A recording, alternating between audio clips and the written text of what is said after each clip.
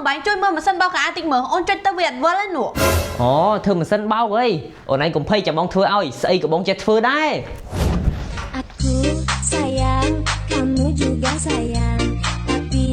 sayang kita berjauhan អញ្ចឹងម៉ាស៊ីនបោកខោអាវយើងអត់ដំណើរការដោយសារទី1គឺម៉ូទ័រវាអត់ដំណើរការអញ្ចឹងយើងត្រូវដោះឆែកម៉ូទ័រហើយយើងត្រូវដឹងថាស្ទាប់បោះម៉ាស៊ីនបោកខោ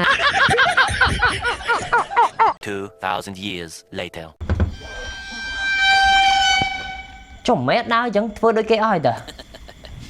អេវ៉ៃអត់ដោតលុយផងហ្នឹងអូនអើយម៉ាស៊ីនបោកធ្វើហើយអើយ អូបងបាញ់ធ្វើឲ្យបោកខោអាវហ្មងបង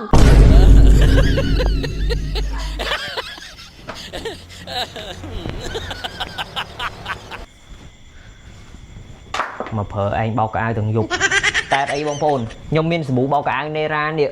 ក្នុងនេះ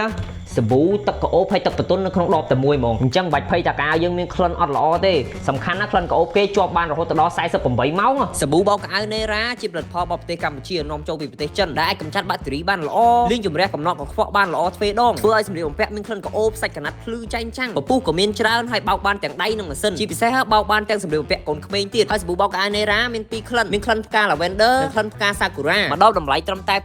$7.2ចំណុះរហូតដល់3000មីលីលីត្រហើយសាប៊ូនេរ៉ានេះរួមបញ្ចូលជាមួយនឹងសាប៊ូទឹកក្អូបហើយនឹងទឹកបន្ទន់សាច់កណាត់ក្នុងដបតែមួយតែម្ដងអញ្ចឹងយើងចំណេញទាំងពេលវេលាចំណេញទាំងថវិកាសម្រាប់ព័ត៌មានបន្ថែមបងប្អូនអាចតាក់ទងទៅកាន់ page ឬក៏លេខទូរស័ព្ទដែលខ្ញុំដាក់នៅក្នុង comment បាន